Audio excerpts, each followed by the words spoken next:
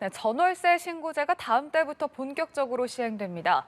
월세를 낮추고 관리비를 높여 임대료를 보전하면서도 신고 의무를 피하는 꼼수 계약 사례가 늘어날 거란 우려가 커지고 있는데요. 한편 전세 사기 피해가 확산하자 현행 전세 제도의 구조적인 원인을 개선해야 한다는 목소리가 잇따르고 있습니다. 자세한 내용 이인철 참좋은경제연구소 소장과 함께 알아보겠습니다. 어서 오십시오. 네. 임대차 3법 중 하나인 전월세 신고제 계도 기간이 이번 달 말에 끝나면서 다음 달 1일부터 정식적으로 시행이 됩니다. 먼저 전월세 신고제 어떤 내용인지 설명해 주시죠. 아마 이제 임대차 3법 이제 좀 기억에 요원하실 텐데 예. 2020년 7월 말에 이제 국회법을 통과하면서 시행이 됐습니다. 임대차 3법의 첫 번째가 바로 계약갱신 청구권. 예. 그러니까 임차인이 원하면 2+2 최장 4년까지 거주가 가능하고요. 두 번째가 전월세 상한제입니다. 전월세 상한제라는 게 직전 계약 대비 5% 이상 전세금을 올리지 못하도록 규정을 하고 있습니다. 예. 이 두 개는 바로 이제 2020년 하반기부터 시행이 됐는데 나머지 하나가 전월세 신고제입니다. 신고제는 어떤 이제 시스템의 이제 구축 때문에 시행을 2021년 이제 6월로 시행을 1년 이제 시행하겠다라고 밝혔는데 예. 이게 전월세 신고제의 기준이 보증금이 6천만 원을 넘거나 월세를 30만 원 초과할 경우 계약일로부터 30일 이내 바로 임대인, 임차인 둘 다 신고 의무화가 되는데 예. 이게 바로 이제 2021년 6월 1일부터 시행이 됐는데 그동안 이제 바로 시행하면 이제 조금 혼선이 있기 때문에 유예 기간을 뒀습니다. 예. 1년 정도 유예 기간을 둬서 지난해 이제 6월 1일부터 시행하기로 돼 있었는데 근데 이제 그 사이에 정권이 좀 바뀌었습니다. 정권이 바뀌면서 새 정부 출범 이후에 이제 임대차 3법에 대한 개정 요구도 컸었고요. 예. 또 그리고 임대인과 임차인의 어떤 자발적인 신고가 좀 미흡하다라는 판단하에 1년 정도 계도 기간을 더 뒀어요. 그래서 이 계도 기간이 이번 달 말로 종료가 됩니다. 예. 그래서 시행하는 게 아니라 시행은 이미 됐어요. 시행이 돼서 계도 기간이 일단 이제 과토를 무는 계도 기간이 이제 사라진 거기 때문에 다음 달 1일부터는 적발이 되면 예. 혹시나 이제 신고 기간을 좀 위반해서 30일을 초과하거나 아니면 신고 내용 가운데 뭐 보증금이라든가 월세를 좀 다르게 기재했다거나 이럴 경우엔 과태료로 100만 원 최대 부과가 되거든요.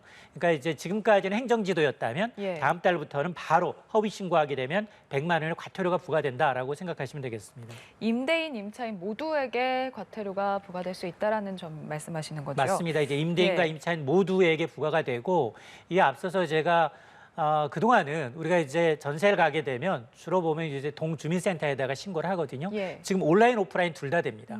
정부 24에서 혹은 주민센터에서 다 되기 때문에 특히 정부 24를 통한 전입 신고의 경우에는 공동 서명만 있다면 예. 한 분만 이제 신고를 한다 하더라도 이제 처벌을 받지 않습니다. 예, 아직 신고하지 않으신 분들은 이 부분 좀 잘 기억해 두시면 좋을 것 같습니다. 그런데 실제 현장에서요, 그러니까 이 전월세 신고제를 피하려고 꼼수 계약이 이루어지고 있다라고 하거든요. 그러니까 말씀하신 것처럼 지금 월세가 30만 원을 초과하는 경우에는 이 전월세 신고를 의무적으로 해야 하는데 이 신고제 대상에서 제외가 되도록 그래서 월세를 30만 원 이하로 낮추고 대신에 뭐 관리비를 조금 높이는 그런 일명 꼼수 계약, 편법 계약이 지금 생겨나고 있다 이렇게 전해지고 있는데 사실 임대인이 이렇게 관리비 금액을 임의로 자기 마음대로 이렇게 조정을 할 수 있는 건가요? 사실은 아파트의 경우는 어린 반푼업체도 없고요. 예. 아파트의 경우에는 지금 50채 이상, 공동주택 50채 이상의 경우에는 이제 임대차 계약 건수가 워낙 많고 시기에 따라서 전월세 금액이 차이가 나는데 그게 일일이 확인이 다 가능하거든요. 예. 그래서 아파트의 경우에는 관리비는 또 별도입니다. 임대인이, 집주인이 관리비를 부과할 수가 없어요.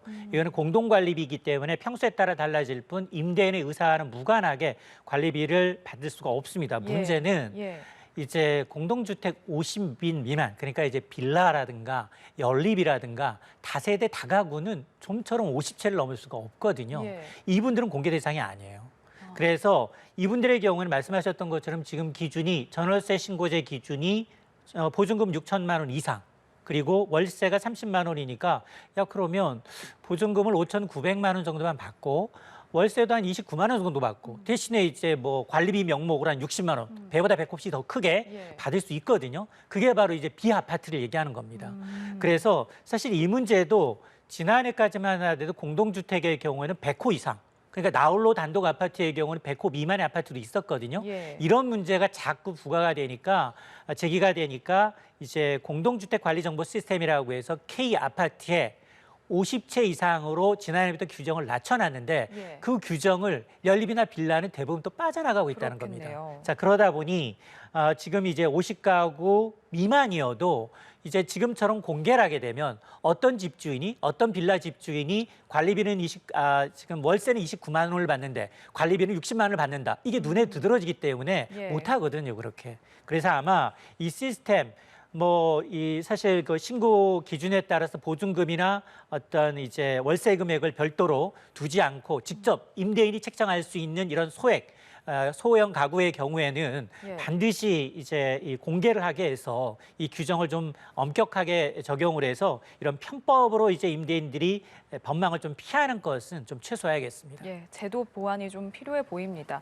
말씀하신 그 편법 계약을 통해서 신고를 피하는 경우도 그렇고 일부 임대인들이 신고를 꺼리는 이유가 이게 정부가 신고제를 통해서 확보한 자료를 가지고 임대소득세 등 과세 활용하려고 하는 게 아니냐, 이게 과세로 이어지는 게 아니냐 하는 우려, 반발이 나오고 있거든요. 맞습니다. 부자들도 피할 수 없는 게 세금하고 죽음이에요. 예. 근데 이제 소득이 있는 곳에 세금이 있다고 정말 임대인들이처럼 이제 배보다 더 비싼 관리비를 부과한다라고 하면 이건 좀 더 임대 소득에 대한 노출로 인한 과세 부담이라면 이건 더 엄격하게 잣대를 들이댈 필요가 있습니다. 예. 이건 뭐 개인적으로 더 투명하게 관리해야 한다고 보고요. 조세 저항이 있다 하더라도 소득을 공개하면서 좀 세금을 물려야 하는데 여기서 만에 하나 이제 정부가 또 한 발 물러서게 되면 임대인들은 세금을 피하기 위해서 또 다른 또 회피처를 또 마련할 거예요. 자, 그러다 보니까 예.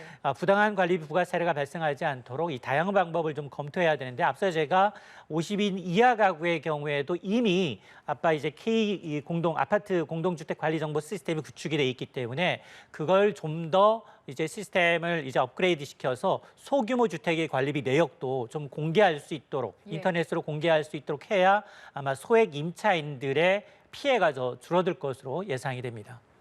알겠습니다. 실제 계도 기간 동안 보면은 한 해 전과 비교를 했을 때 신고 건수가 20% 넘게 늘었거든요.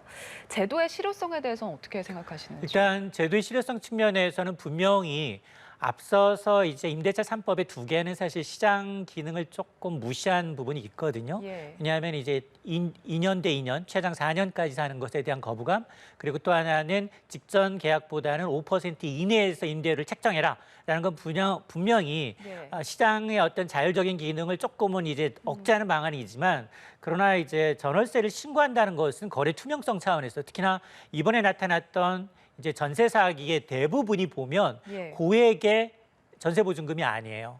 1, 2억 원 내외의 전세 보증금에서 사고가 나고 있고 이들의 경우에 사실은 굉장히 소액이라고는 하지만 본인 금액보다도 대출을 통해서 레버지를 통해서 보증금을 마련하는 경우가 상당수 있기 때문에 예. 이런 이제 20, 30대 극단적인 선택까지 나오고 있는 것이기 때문에 아마 저는 전월세 신고제가 특히나 이제 아파트보다는 비아파트에서 보다 더 이제 활성화돼야 된다라는 측면이 있는데요. 예. 사실 전월세 신고제 첫 해였던 2020년 그리고 2021년 한 해 동안을 봤더니 신고 건수가 1년 전에 비해서 7.4% 늘었는데 예. 계도 기간이 추가 연장됐던 지난해의 경우는 20% 이상 늘었어요.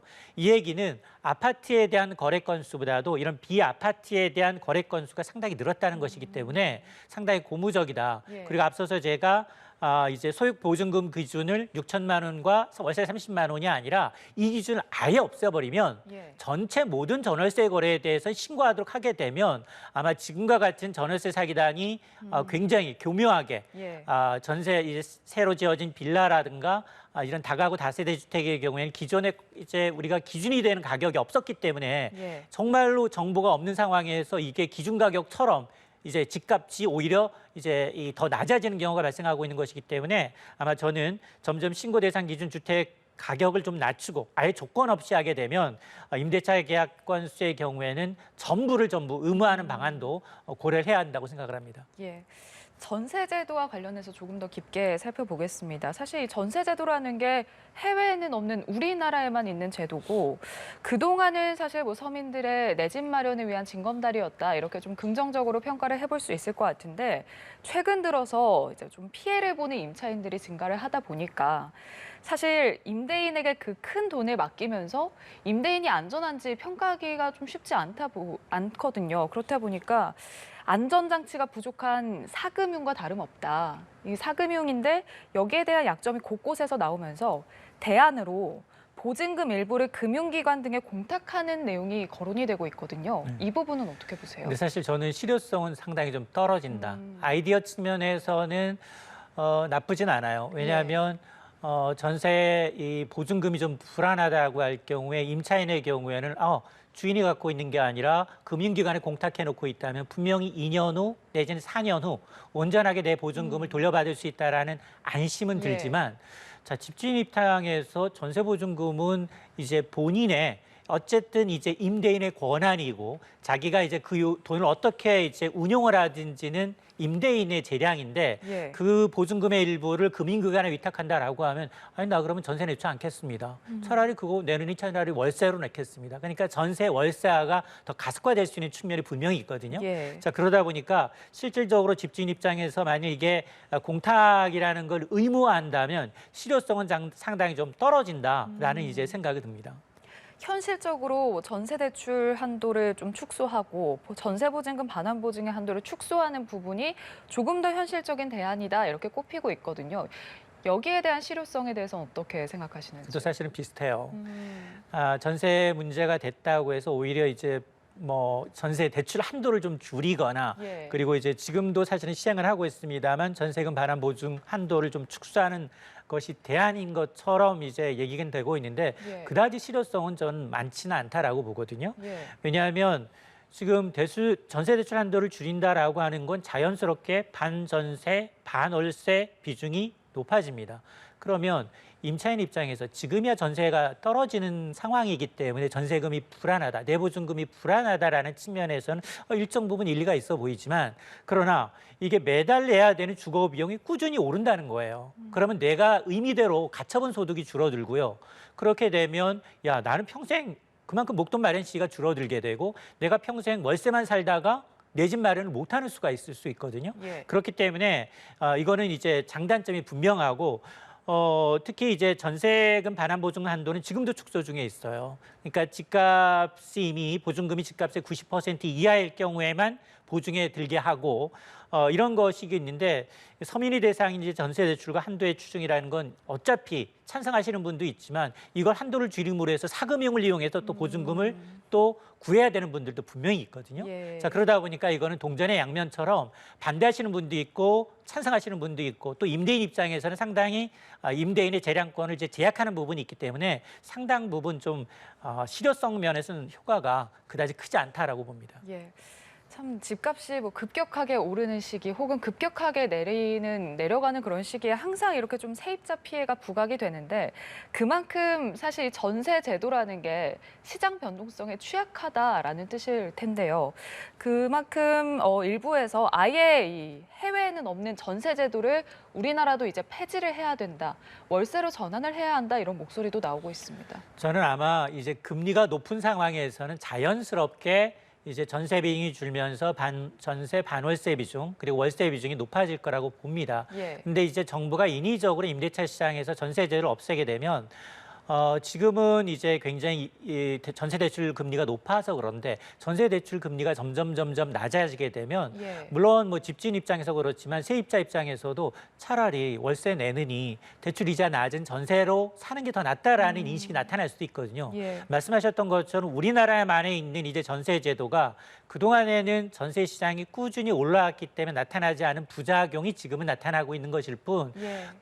왜냐하면 내 집 마련하기에 지금은 집값이 너무 많이 올랐기 때문에 이런 분들이 있어요. 그러니까 내가 무주택이지만 집을 샀어도 청약으로 당첨이 됐어도 집값이 너무 높아서 전세를 한번 넣고 그리고 그 전세 보증금을 내가 마련할 동안 임시로 이제 새 사시는 분들이 있거든요. 이렇게 주거의 징검다리 역할을 했던 전세 제도를 인위적으로 정부가 나서서 없앤다? 이 부분에 대한 반발도 만만치가 않아요. 그래서 저는 아마 제도는 공존할 수 있는데 소비자들 선택관으로 이제 남겨놔야지 그건 시장의 금리 상황이며 아니면 이제 전세 사기 사건이 좀 소멸이 되게 되면 다시 전세 쪽으로 갈 수도 있거든요. 그러니까 이제 그런 것 때문에 시시때때로 이제 바뀌는 정책 그리고 이제 정부가 굉장히 이제 개입을 통해서 어느 한쪽 방향으로 좀 몰아가는 것은 그다지 썩 좋은 방법은 아니라고 봅니다. 과도한 정부의 개입이나 제한은 좀 지양을 해야 한다라는 말씀이셨습니다.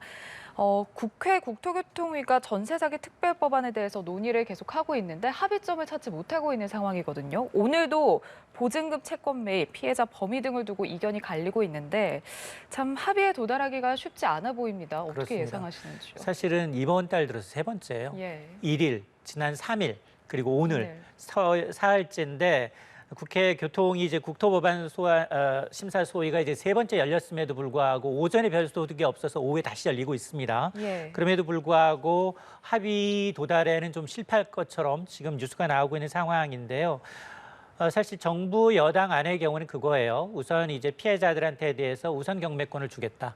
경매 참여할 수 있는 우선 경매권을 이제 받지 않을 경우에는 LH 한국주택토지공사가 우선 매수권을 행사해서 그 주택을 매입을 해서 저렴하게 피해자들한테 이제 세를 주겠다라는 거였거든요. 그러면서 만에 하나 경락 자금이 필요하다면 초장기 저리로 대출해 주겠다라는 게 핵심이었어요. 그러면서 피해자 기준을 굉장히 엄격하게 6가지 기준을 제시를 했어요. 그러면서 이제 피해자들의 반발이 좀 컸는데 여기에 야당과 피해자들은 반발하고 있습니다. 우선 선 지원하고 후 구상권 청구해라. 정부 안에는 지금 피해자들의 전세보증금 채권 사드린다는 게 없습니다. 정부 여당은 계속해서 꾸준히 똑같은 논리예요.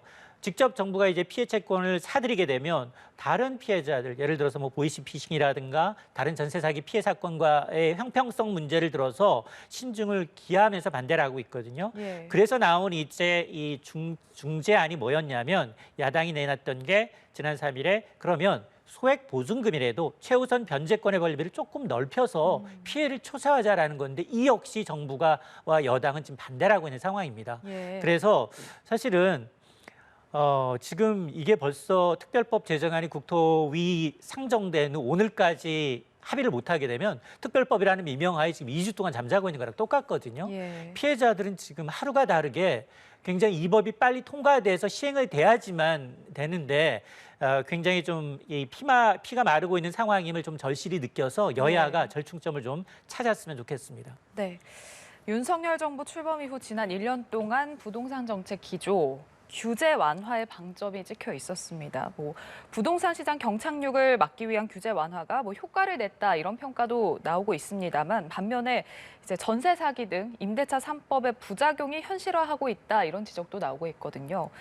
제도를 시행하는 과정에서 계속해서 발생하는 문제점에 대해서 어떻게 보완하고 어떻게 수정하면 좋을지 의견 주시죠. 사실은 정부가 바뀔 때마다 시시때때로 정책이 바뀌는 건 그다지 썩 좋은 현상은 아니에요. 자, 그럼에도 불구하고 임대차 3법에 대한 우리 부작용을 가장 많이 우려했던 게 혹시나 전셋값이 더 뛰어서 정말로 전세 대란이 나타나는 게 아니냐라는 우려에서 다행히 이제 금리가 높아지면서 전셋값이 내려갔고 오히려 역전세난이 지금 발생하고 있는 상황이고 이 때문에 이제 전세 사기가 기승을 부리고 있는데 저는 좋은 취지라면 부작용을 최소화하는 방법으로 지금 당장 2+2를 바꿔서 2+1이라든가 아니면 이제 갑자기 풀어준다라든가 전세 상환제를 지키지 않는다라든가 이렇게 하면 부작용이 더 심할 수 있거든요.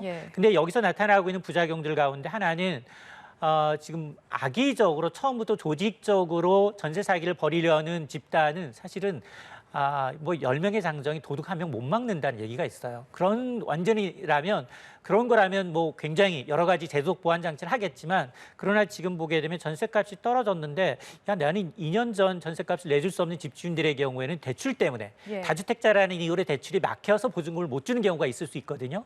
이런 부분에 한해서라면 특히나 전세금 반환용 보증이라고 하면 하면 집주인 다주택자한테는 전세금을 내주도록 좀 규제를 유연할 필요는 좀 있다고 보고요. 예. 또 하나는 지금 역정세 방지를 위해서는 여러 가지 얘기가 나왔습니다. 앞서서 우리가 여러 가지 얘기했습니다만 별로 실효성이 좀 떨어집니다. 예. 전세 없을 수도 없고요. 그렇다고 해서 전월세 상환제 딱 해서 70% 이내로만 전세를 주십시오라고 얘기할 수도 없는 부분이어서 가장 좀 민감한 부분이긴 해요. 비용의 문제긴 한데 전세권의 등기를 설정하는 문제. 이건 집주인이 동의를 해야 되고 비용의 문제이고요. 예. 또 하나가 전세보증금 보험 가입을 세입자뿐 아니라 임대인한테도 동시에 의무화하는 방안인데 이게 다 비용의 문제예요.